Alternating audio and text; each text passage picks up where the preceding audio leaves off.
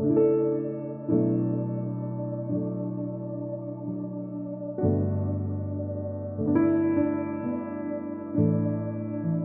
I'm Ananya. I'm a junior content manager with Trip 101. Today, joining me is Bish from Singapore, and we're going to talk about the place that you were staying at that one night you were in Kawaguchiko. How did you select that?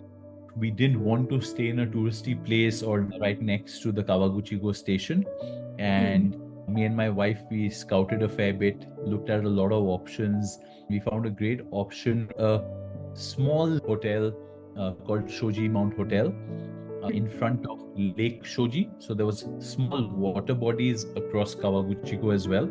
This one was called Lake Shoji, and we saw that this particular hotel had beautiful views of Mount Fuji, had a balcony from the room, had a water body in front of the hotel, and was far removed from the busy station area. So that Hmm. sort of led us to choose this particular hotel. And of course, we read up some online reviews as well of the hotel, be it service, be it views, as since that is what we were going there for. And we Hmm. saw some very positive reviews of the hotel as well, and ultimately ended up choosing that hotel. And how did your stay turn out to be? Oh, state turned out to be amazing. As in, it was as in if you asked me to pick the cherry on the top of all the viewing destinations of where I can see Mount Fuji from, I think Shoji Mount Hotel really was that cherry on top, because the beauty of it was once we arrived there and we checked and it was pretty late, it was already dark, and post dinner me and my friends took a walk outside the hotel.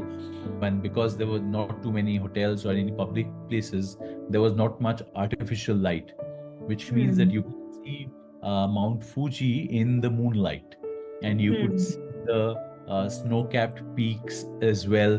So that was an amazing experience of seeing Mount Fuji in almost complete darkness, and Hmm.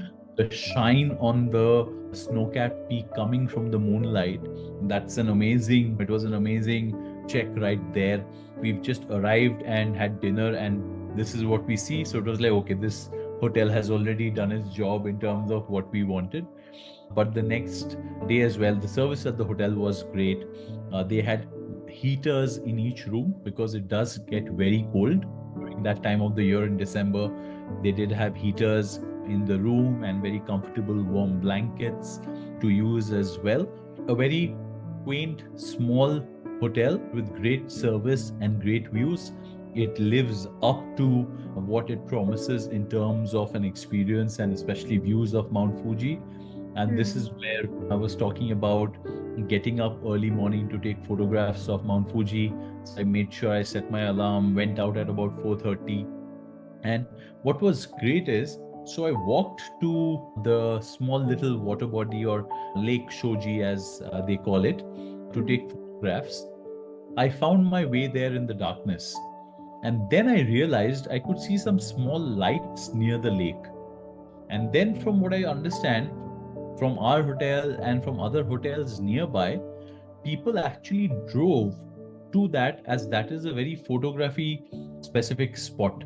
So Well. people parked themselves there with their tripods and with their DSLR cameras, and were Hmm. basically taking photographs and videos of Mount Fuji right from darkness to sunrise to when the cloud come and cover it up. And I Hmm. saw a lot of photographers who had come prepared and had driven there. I was, of course, staying at the hotel, which was a walking distance. But a lot of photographers actually drove there. They had small little bowls of soup ready because they knew that it'll be a long wait. And you're talking about -4, -5 degrees with a Hmm. wind. And the wind factor really changes things up. I was wearing 2 layers of gloves, I think a thermal, couple of t-shirts, a jacket, everything put together.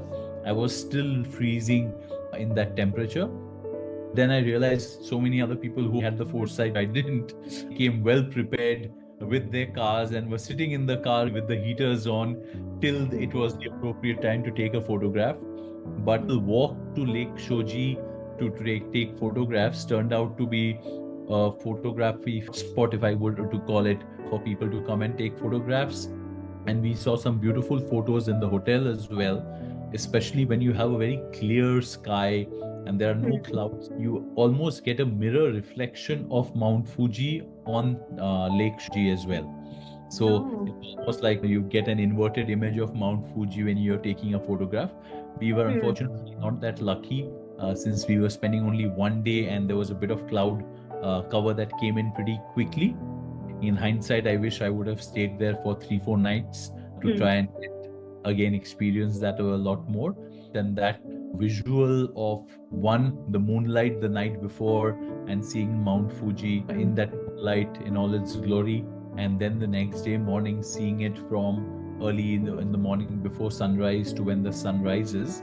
And I also captured a beautiful time-lapse video of that transition happening from night to day of Mount Fuji as well. Was worth it and well worth the experience of booking that particular hotel, because had we not booked that hotel and booked something close to the station, we wouldn't have had the chance to experience the visuals of Mount Fuji like that. I now get why you picked that early morning time as the one that was really your favorite. Absolutely, absolutely. Yeah. So apart from the great views that gave you, and somewhat serendipitously because you were not really expecting that it would be a photography spot, your rooms were also comfortable and your stay Yes. was also good. Yes, rooms were very comfortable. One bit of suggestion for travelers going there that you should keep in mind, and this is because we had obviously not seen the property, we had only seen it online, and we were in a bus after dark. We almost missed the bus stop where we were supposed to get off. One of us saw the hotel and said, "Oh, is this our hotel or is it the next stop?"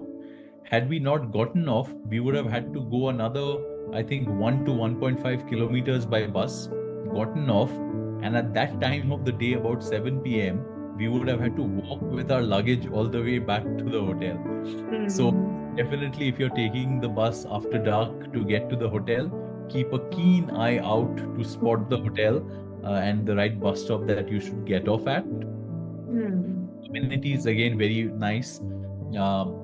Again, from a cleanliness perspective, at the main door of the hotel, you had to take your shoes off. You could keep them in small compartments they had, and you had to wear the hotel slippers that ensured that you're not wearing outside shoes within the hotel. That was great.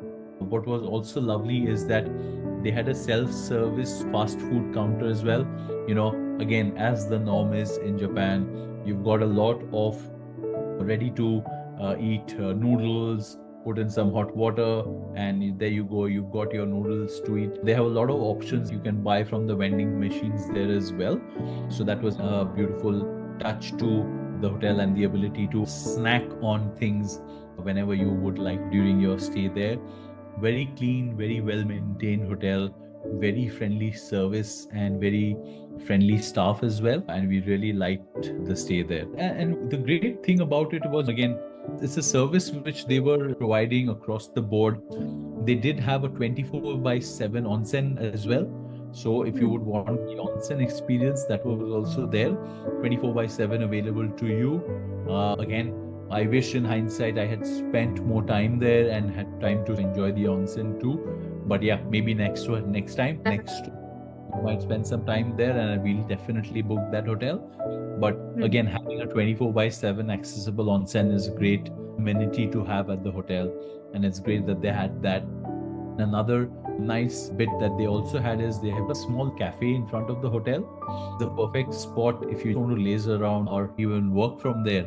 It's a great spot with Mount Fuji right outside your window, and they've got a great little cafe there as well. And we also loved one of the other amenity or the facilities. There was the big balcony we had outside our room. Even in the middle of the night, we were friends, my wife, we were chatting, we were having a great time. We stepped out in the complete darkness just to admire Mount Fuji. You didn't have to go all the way out, climb and get out of the hotel, get to a certain spot. You just go to your balcony and there you go, bam. You've got Mount Fuji right there in front of you, in front of your eyes.